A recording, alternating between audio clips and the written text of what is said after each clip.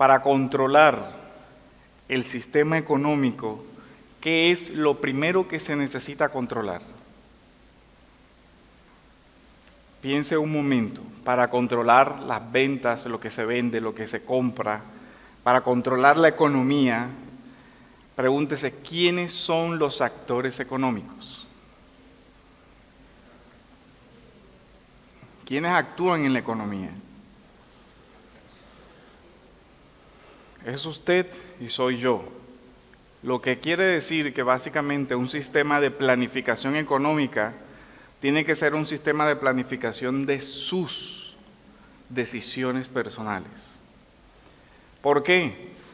Porque un Estado podría decir, aquí en Colombia no hay aerolínea para que usted vaya a Estados Unidos.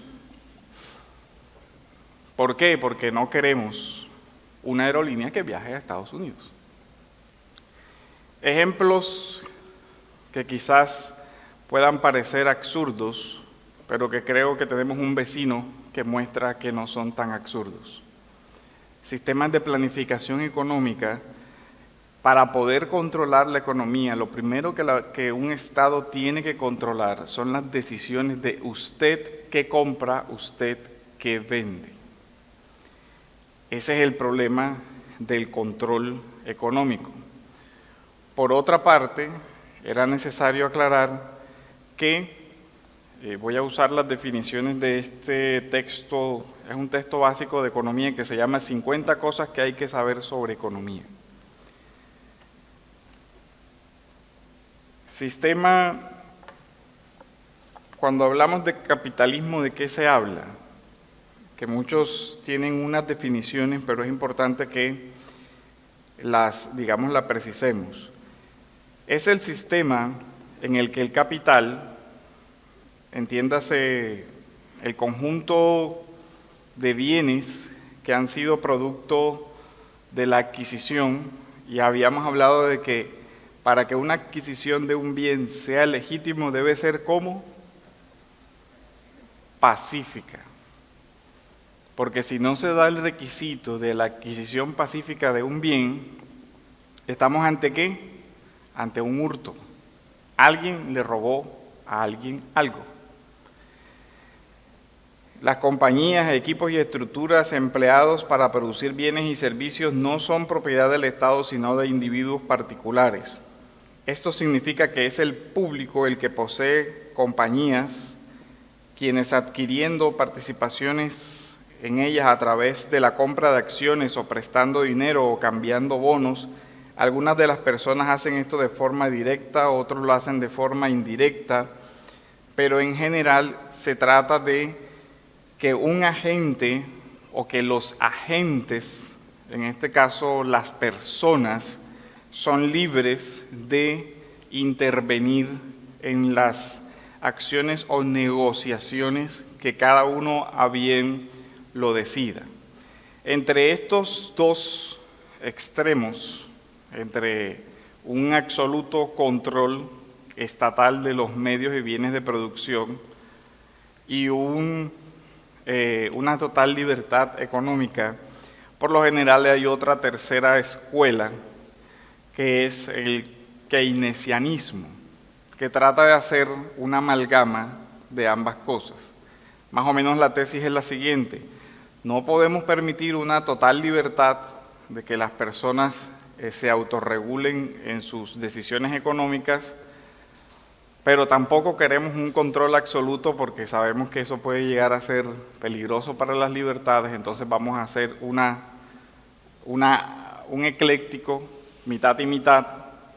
El Estado controla una parte y las personas son libres en parte. Normalmente, esta tercera vía se conoce como keynesianismo porque fue precisamente el economista John Maynard Keynes quien planteó eso, sobre todo después de la Segunda Guerra, como una forma de tratar de levantar los países europeos que habían quedado devastados por las guerras. Entonces él trató de que el Estado fuera el que moviera la economía, haciendo una gran inversión en obras públicas, para que de esa manera se generara trabajo y todo lo demás. Esos son, digamos, los temas que ocupan. Ahora, ¿cómo nos situamos nosotros como creyentes dentro de todo este marco de ideas? Sería la pregunta. Déjeme y busco algo acá, el computador está algo lento. Entonces, ahora, nosotros vimos otro aspecto que es relevante y es la función del Estado, ¿cierto? ¿Cómo funciona nuestro Estado? ¿Cómo funciona, o desde la Biblia, cuál deberían ser las funciones del Estado? Ya eso lo vimos. ¿Alguien tiene alguna precisión sobre esa parte? Porque el tema se relaciona. ¿Tiene facultad o derecho el Estado a regular las decisiones económicas de alguien? ¿Quién se atreve a responder?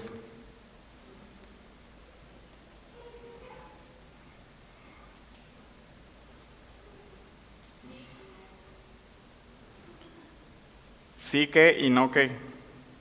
¿Qué sería? ¿Cómo se distinguiría qué cosas sí y qué cosas no?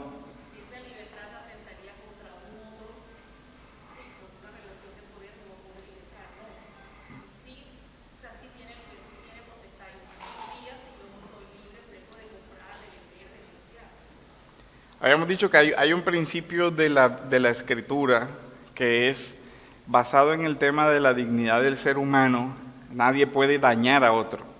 O la ley, la formulación de la regla de oro, ¿cierto? No hagas con los demás lo que no quieres que hagan contigo, que indica una acción, digamos, está en positivo. Yo debo hacer con los demás lo que yo espero que hagan conmigo, pero que también implicaría un aspecto negativo en nadie puede dañar a otro, nadie puede destruir a otra persona.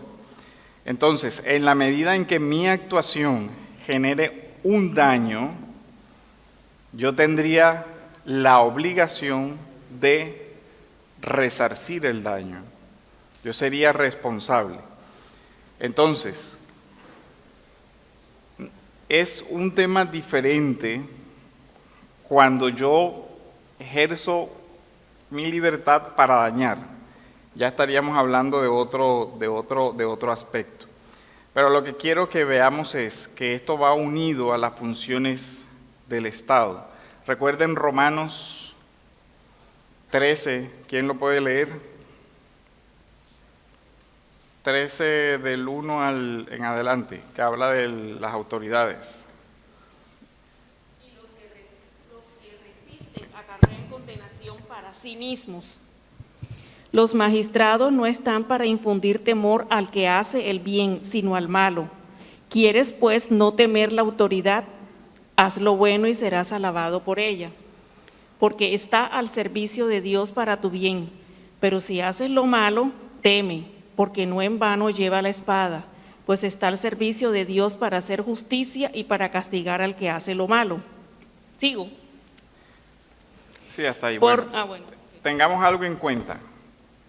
De acuerdo a este principio, las funciones, note que las funciones del Estado están relacionadas con lo que se llama la justicia retributiva. La justicia retributiva o la justicia punitiva, la justicia de retribución. ¿Por qué? Porque habla de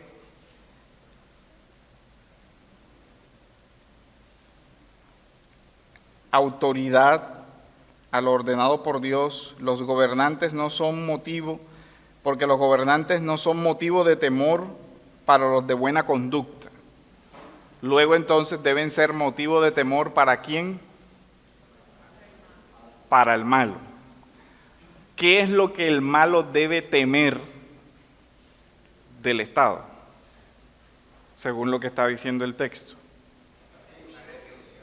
El castigo, la retribución, la sanción a aquello que ha hecho malo, ¿cierto? Ahora, esas funciones tienen que ver con refrenar la maldad, evitar que alguien dañe de una forma injustificada a otra persona. Y que si eso sucede, hay una autoridad que va a sancionar. El caso, digamos, ejemplo paradigmático del homicidio. ¿Por qué el Estado tiene derecho a intervenir? Porque todos socialmente consideramos que la vida es un bien valioso y que hay que protegerlo, ¿cierto?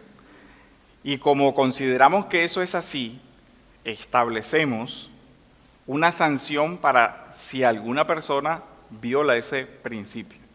¿De qué se encarga el Estado? De investigar a quién cometió el delito, de hacer el procedimiento y de sancionar. Eso es justicia retributiva, retribución. Ahora,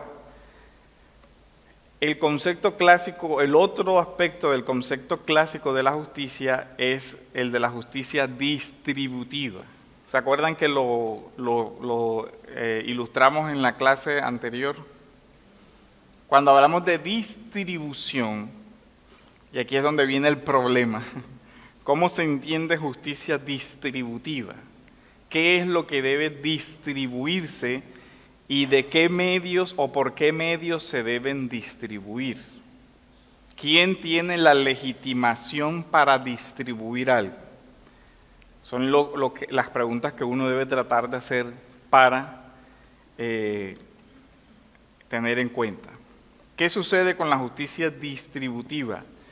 La concepción clásica de la justicia distributiva era que se distribuyen las cargas gracias a beneficios que nosotros recibimos. Y habíamos puesto un ejemplo también en esa ocasión. Todos tenemos, por ejemplo, hoy aquí, ciertos beneficios. Tenemos luz, tenemos algo de aire acondicionado, nos servimos de una silla, todos estamos recibiendo ese beneficio.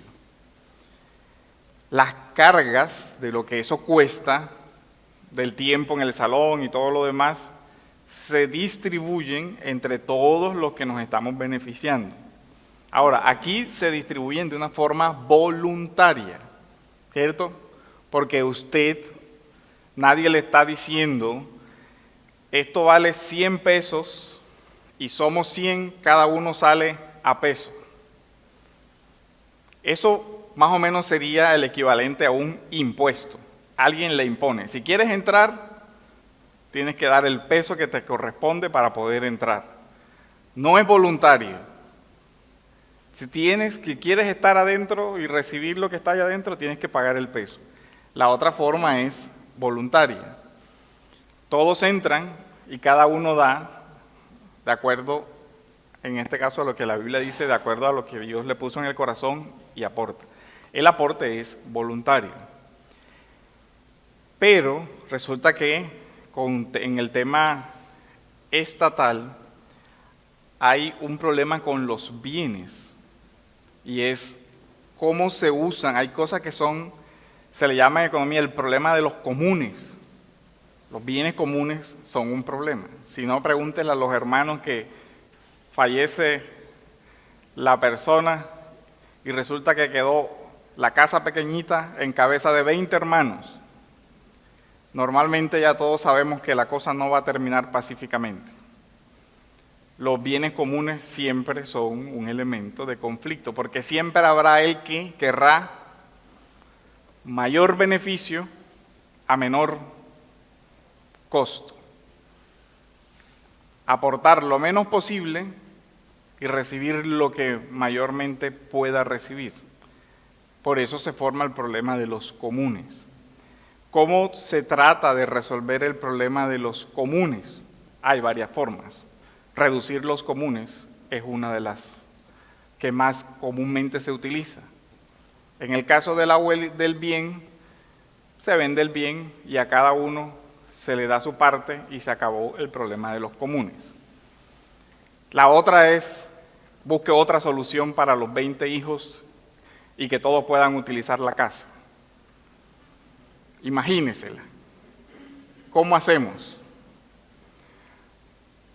Podemos turnar el beneficio de la casa, un día para cada uno, un mes para cada uno. ¿Cree que cuando se cumpla el primer mes que le compete a ese, se va tranquilo? Todo eso son los problemas que realmente socialmente se presentan. Ahora, ¿cómo se resuelve económicamente esto? El Estado estaría encargado de castigar cualquier infracción de una persona contra otra persona. Pero la pregunta sería si el Estado tiene el derecho a disponer de ese bien. Volvamos al ejemplo de la casa. La casa ha sido heredada, pongámosle, por todos los que estamos aquí. Heredamos una casa, heredamos una mansión, para no poner la casa pequeñita. Todos somos dueños de la mansión, pero tenemos un problema, somos muchos y no podemos utilizar la mansión todos al mismo tiempo. ¿Quién puede resolver en primer lugar la disputa? En principio, ¿quién tiene la legitimación para decir vamos a resolver esto así? Los dueños, ¿cierto? Ok. Ahora, la otra opción es que un tercero entre a resolver y asignarle a los dueños. A ti te toca el día tal, a ti te toca el día tal, a ti te toca el día tal, a ti te toca el día tal, y resolvemos el problema. Ahora, pongámosle que ese tercero, en este caso lo vamos a llamar el Estado, ¿cierto? En el mundo ideal, ese Estado está compuesto por ángeles que son justos, ¿cierto? Que no tienen ningún interés, ninguna pasión, no conocen a ninguno de ustedes y van a tomar una decisión imparcial. Yo no conozco ningún Estado donde suceda eso, porque siempre hay un interés humano detrás de toda actuación que hay. Ahora, la pregunta es, supongamos que viene ese tercero y dice, bueno, no, ustedes heredaron estos y vamos a repartirlo, pero resulta que acá hay 100 más, así que vamos en los turnos vamos a incluir a otros 100 porque creemos que es justo que los otros 100 también participen del bien común. La pregunta sería, ¿de dónde surge el derecho a ese tercero de disponer de algo que en principio no era su derecho?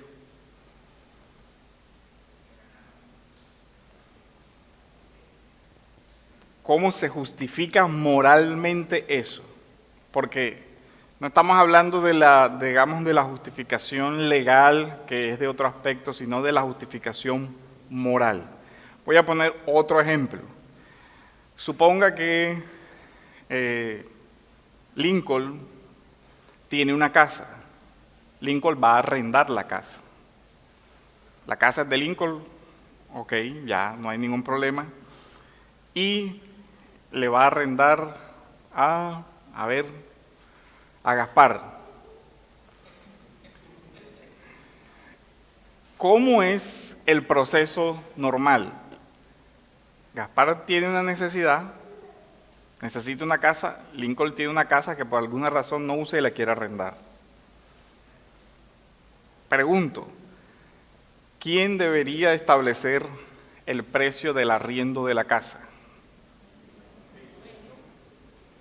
En principio, el dueño. Pero resulta que hay un tercero que le dice, sí, Lincoln, pero nunca puedes cobrar más de lo que yo te digo. Porque hay una ley que te dice, no puedes cobrar más de esto. No puedes aumentar más de lo que yo te digo. Entonces, la pregunta sería, ¿de dónde surge la legitimación moral para que ese tercero expida una ley que regule esa situación? Ese es el punto donde quiero llevarlos. Vamos a discutir algo sobre la diferencia de la ley. Tradicionalmente, en el ámbito cristiano se habla de que hay una ley divina, una ley humana y una ley natural, que cada ley tiene sus esferas de acción. Aquino, en el Tratado de la Summa de Teología, él habla de esta manera. Dice, la ley humana se establece para una multitud de hombres en la cual la mayor parte no son hombres perfectos en la virtud. ¿Qué regula la ley humana? Las acciones humanas. La mayoría de los hombres, dice aquí, no son perfectos en la virtud. No está legislando para ángeles, pero tampoco está legislando para demonios. Está legislando para personas que tienen una imagen de Dios, tienen alguna idea de moral, de bien, pero que no son perfectos. Ahora, dice, así, la ley humana no prohíbe todos los vicios. La ley divina sí. Esa es una diferencia de esfera. Por ejemplo, no codiciarás. ¿Cómo puede una ley humana, nada más imagínense algo, cómo puede un juez humano decir, Lincoln le está codiciando el dinero de Gaspar? ¿Qué juez puede determinar si hay codicia en el corazón de Lincoln? Hay una imposibilidad de conocimiento, ningún juez podría decir eso con certeza. Ahora, hay cosas que se pueden inferir. Por ejemplo, resulta que normalmente el arriendo vale 5 pesos y Lincoln lo quiere arrendar en 10. ¿Sí ven el problema? Alguien puede decir, caramba, Lincoln, eres un codicioso, o sea, estás cobrando una cosa exagerada y todo lo demás. Pero resulta que supongamos que Gaspar dice, hombre, sí, normalmente vale 5, pero yo la necesito, tal, y tengo para pagar los 10. Vamos a hacer el contrato. El contrato va en 10. Ahora dice, la ley humana no prohíbe todos los vicios de los que se abstiene un hombre virtuoso, sino solo prohíbe los más graves. Es decir, solo prohíbe aquellas cosas que son de verdad inaceptables, y creo que un concepto adecuado de algo inaceptable es algo que produzca un daño injustificado. Hay un daño, cuando se produce un daño, dice, de los cuales es más posible abstenerse de la mayor parte de los hombres, especialmente aquellas cosas que son para perjuicio de los demás, sin cuya prohibición la sociedad no se podría conservar, como son los homicidios, los hurtos y otros vicios semejantes. Ahora, volviendo a nuestro caso, supongamos que Gaspar, sin ninguna coacción, es decir, nadie lo obligó, nadie le puso una pistola en la cabeza, nadie lo amenazó, libremente firmó el contrato. Ok, después paga el primer mes, paga el segundo mes, paga el tercer mes. Después dice, Lincoln, ¿sabes qué? Este arriendo está muy costoso. No me parece. Vamos a renegociar esto. ¿Qué puede pasar? Que Lincoln diga, bueno, tú lo sabías desde el principio, ¿no? Este era el precio convenido. No te hice ninguna injusticia porque no te obligué esto. Pero pongamos que ahora En ese escenario se produce la disputa. Gaspar dice, está muy caro, Lincoln dice, no, es el precio inicial, convenido, usted sabía desde el principio, no voy a modificar el precio. Si no, te vas. Gaspar instaura una demanda y un tercero, el Estado, va a resolver el problema. Y resulta que ese tercero dice, ¿sabe qué, señor Lincoln? Usted no puede arrendar ese bien que es suyo en ese precio. ¿Por qué? Porque aquí los precios máximos son estos. Y el precio máximo son 6 pesos, y de 6 pesos hacia arriba usted no puede arrendar lo que es suyo. Ahora, imagínense que la ley fue expedida porque ya es el Estado, todo el mundo está, la ley ha sido creada por la voluntad de la mayoría y la mayoría dijo, nadie puede arrendar por encima de 6 pesos y Lincoln arrendó en 10. Eso es, digamos, no quiero ir al parte de si la ley ya la ley está así, ok. Lo que quiero es que piensen en la justificación moral. ¿De dónde le surge el derecho moral a ese tercero para decirle al dueño, no lo puedes arrendar en más de tanto? ¿Quién puede plantear una justificación?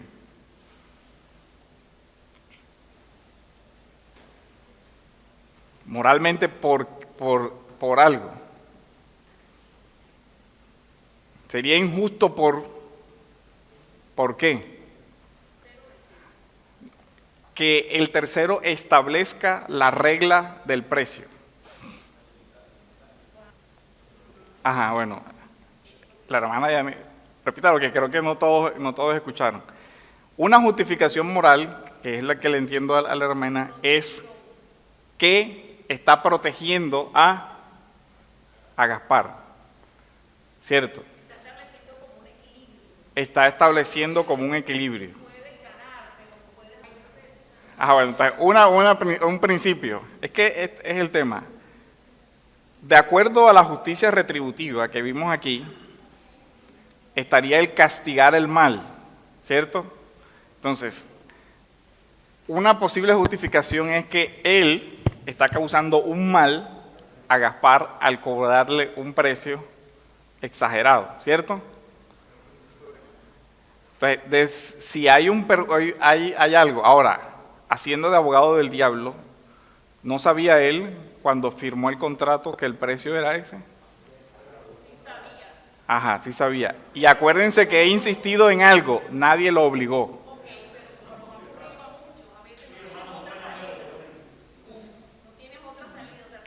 Ajá.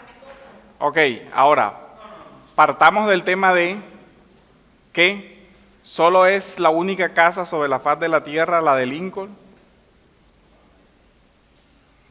¿Ya ven cómo se va componiendo el problema?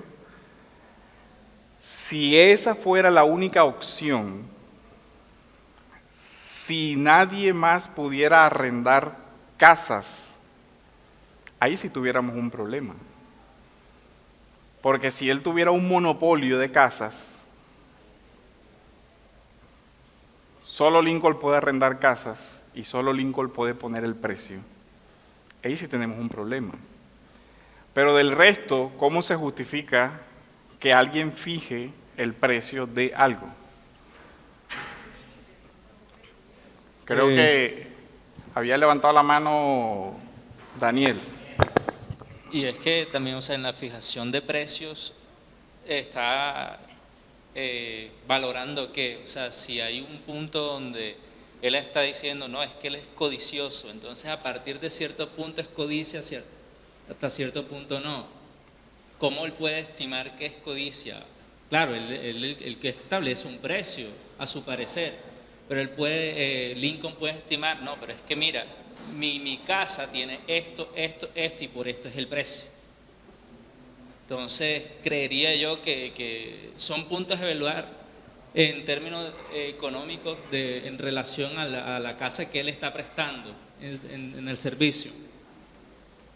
Porque, listo, Gaspar firmó, él pudo conseguir otra casa aparte, con otra persona, de pronto más económica, pero tendría que acoplarse a los términos de la otra casa, hablando de la estructura, de pronto es más pequeña, de pronto no tiene los acabados que tiene Lincoln, etc.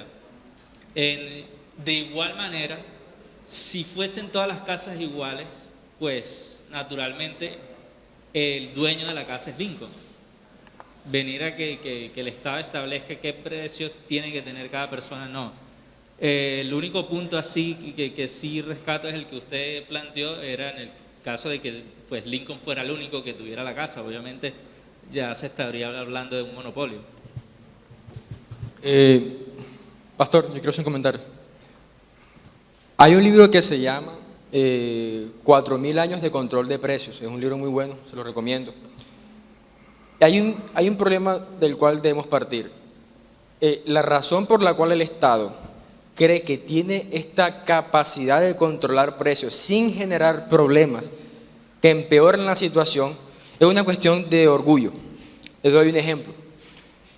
En el Imperio Romano, por ejemplo, el precio de los productos escaseaban, por ejemplo, y el pan tenía cierto valor a precio de mercado establecido por la libertad de las personas. ¿Ok? ¿Qué pasa? Que este precio depende también mucho, no solamente, pero depende mucho de la cantidad de recursos que tengamos para generar tal producto.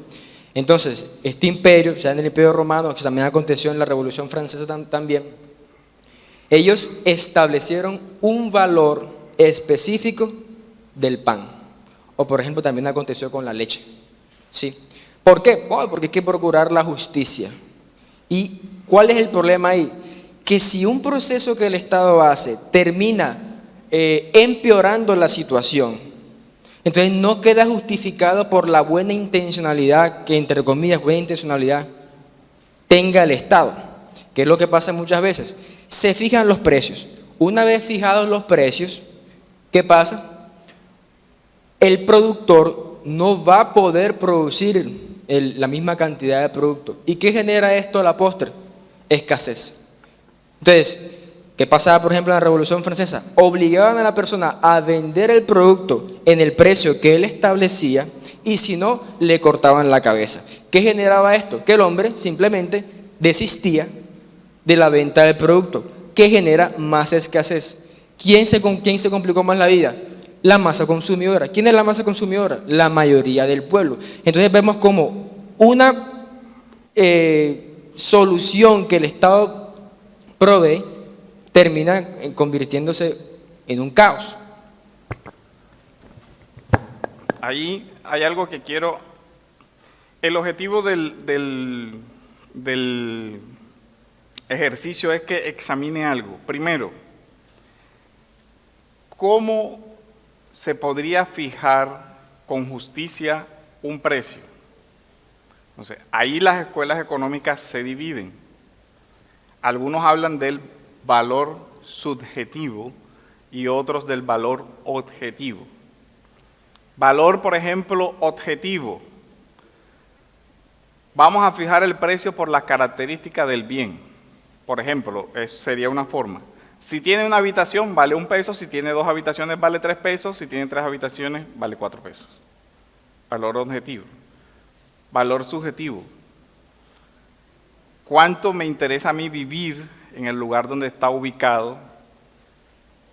Resulta que tiene un árbol de mango al frente y a mí me gustan los árboles de mango y yo por el árbol de mango que tiene al frente estoy dispuesto a pagar el peso más, así tenga una habitación. ¿Cómo se soluciona el problema de la determinación del valor? ¿Qué problema ocasiona el control de precios? ¿Y cuáles serían? ¿Usted se ha preguntado cuáles son los criterios que se utilizan en una economía para fijar los precios?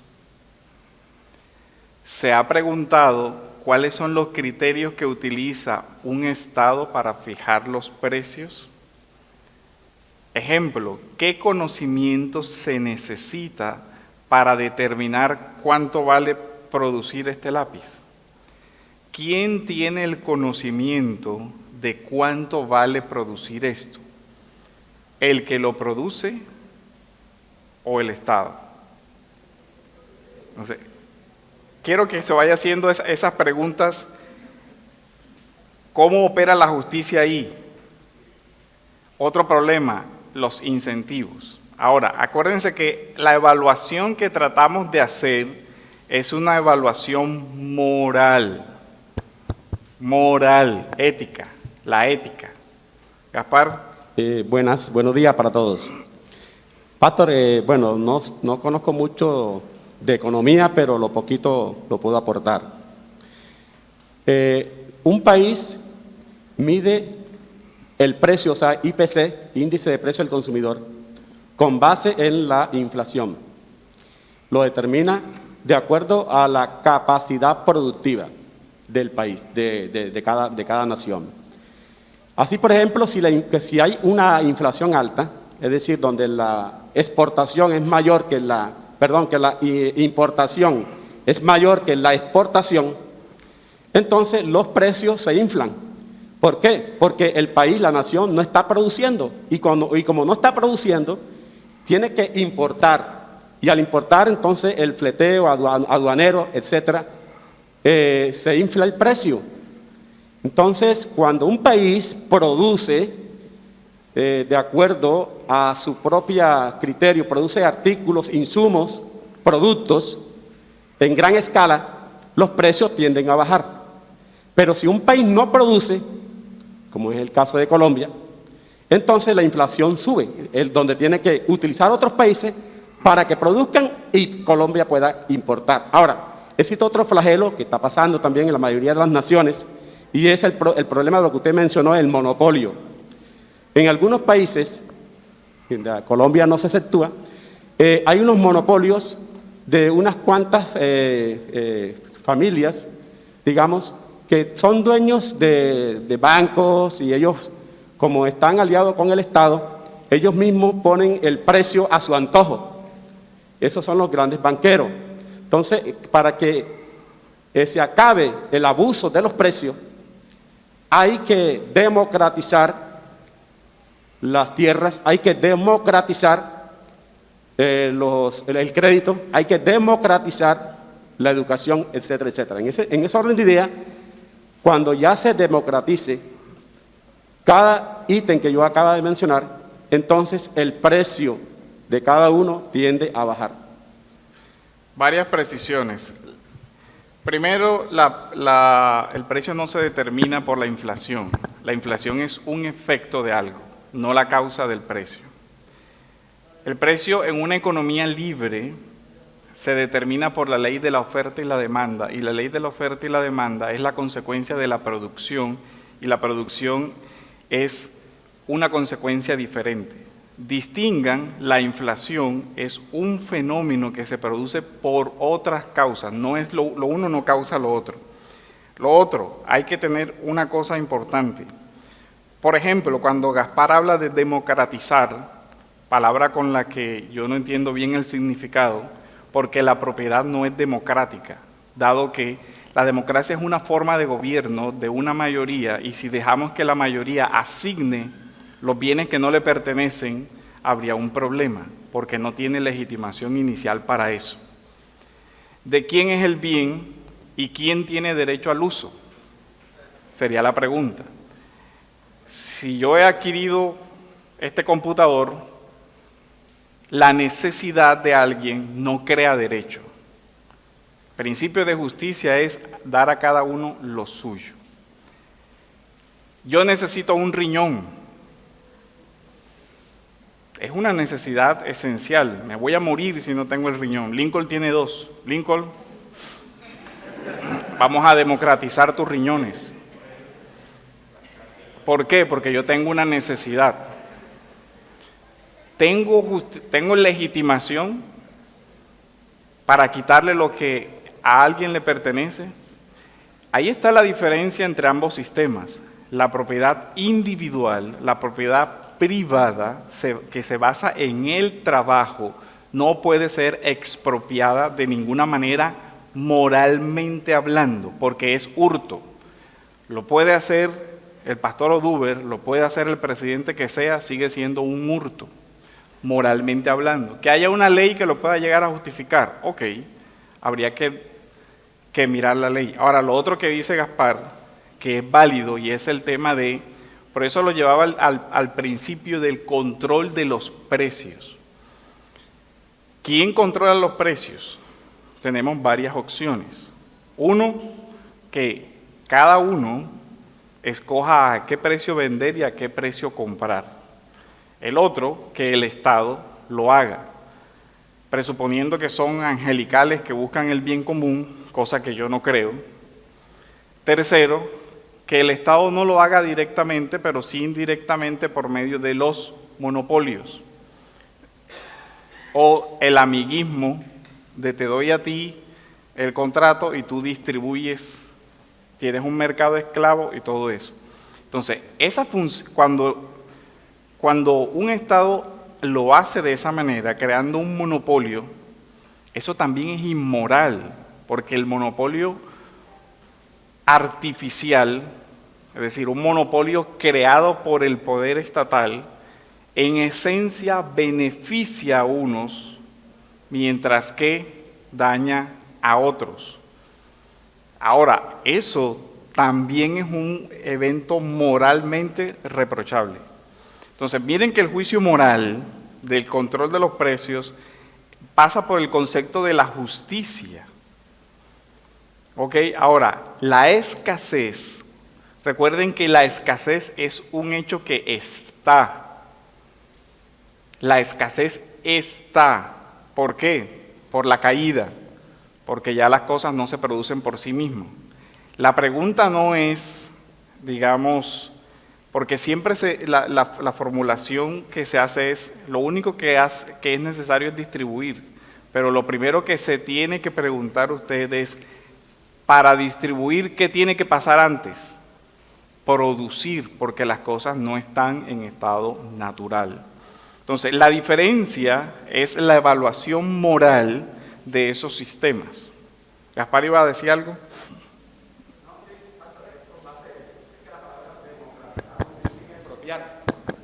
La palabra democratización, porque entonces la Iglesia Reformada, por ejemplo, uno de los principios que rige a una Iglesia Reformada es la democracia. ¿Estamos de acuerdo con eso? Entonces, no significa entonces que todos los miembros de una iglesia local vaya a expropiar al pastor, no significa eso. Es la participación justa, equitativa, en lo posible, porque yo sé que la equidad no es una utopía, esto es en teoría, pero en sí lo que se busca es eso, ¿no? Que la desigualdad no sea preponderante, sino que se acerque a la justicia de acuerdo a lo que dice segunda a los Corintios 8:14 y Hechos 4:32. No sé si me permite leerlo. ¿Sí? No te preocupes, bueno, es que bueno. ya nos queda el Okay, tiempo. okay. Bueno, hago una salvedad. Los bienes, el tema es cómo utilizar legítimamente esa palabra para un bien. Si podría utilizarse legítimamente democracia para un bien. Los bienes y servicios no podrían ser democratizados.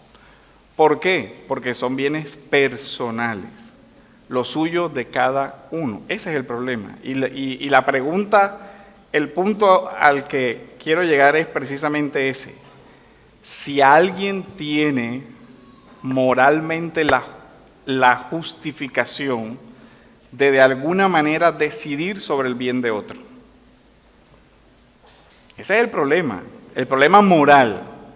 Que sea común que se haga, sí, es común que se haga, es lo normal que se haga en aquí y en la Conchinchina, es lo normal que se haga. Pero la pregunta es los fundamentos, al punto que yo quiero llevarlos es, por ejemplo, a que responda la pregunta, ¿quién tiene moralmente el derecho a establecer el precio de algo? ¿Quién tiene el derecho a establecer el uso que yo le doy a algo que es de mi propiedad? Por ejemplo, ¿quién tiene el derecho a establecer el uso del computador mío? Es que, ahora, ¿cuál es el principio de la justicia que aplicaría? ¿De distribución o de retribución?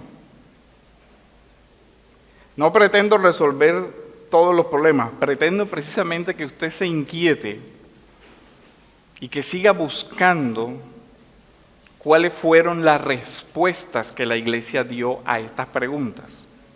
Por ejemplo, la escolástica tiene tratados geniales sobre la justicia de los contratos, sobre la usura, sobre los precios. Lo que usted menos se imagina, la Iglesia lo ha pensado. Por ejemplo, no tengo tiempo, pero aquí tenía una gran cantidad de citas, déjeme ver si le encuentro alguna sobre el tema de los precios de la escolástica. Solo para ponerles un ejemplo.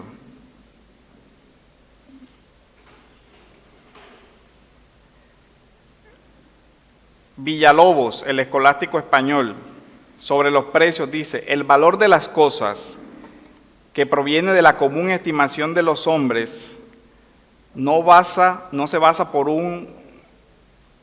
lo que uno determina en particular. El valor nace de la abundancia o falta de mercaderías. Es extrínseco a la mercadería y no varía el precio sino por la común estimación, y ese es menester que se sepa. Los escolásticos españoles, por ejemplo, no creyeron en el precio objetivo, sino en el precio subjetivo, por la común estimación de las personas. Ahora, lo que los quiero llevar es que estos problemas han sido tratados por la Iglesia. Les decía, hay tratados sobre la justicia de los contratos. De hecho, en la Suma de Teología de Tomás hay un capítulo que habla sobre la justicia en los contratos. Es interesante que un teólogo se ocupara de eso, la justicia en los contratos, los precios justos, los precios injustos, los bienes, todo eso. No se podrán solucionar. Ahora, tengo claro también que la Iglesia ha dado diversas respuestas a estas preguntas. Y dentro de ese abanico de respuestas, hay respuestas más o menormente cercanas a escuelas que hoy hay. No se pretende que usted se case con una escuela. Lo que yo le recomiendo es investiguen, busquen, vayan a las fuentes patrísticas por lo menos. Los padres de la Iglesia, los primeros 3 siglos, se ocuparon de problemas de esta naturaleza. Ahora pregúntese, ¿por qué si la Iglesia en los primeros 3 siglos, los padres, la patrística se ocupó de estos problemas, por qué la Iglesia hoy no reflexiona sobre ellos? La Edad Media hizo tratados de esto, los teólogos hicieron tratados de esto, pero en la Edad Moderna no hay, o hay muy pocos, entonces esa es la tarea. Cada uno, evidentemente, asimilará y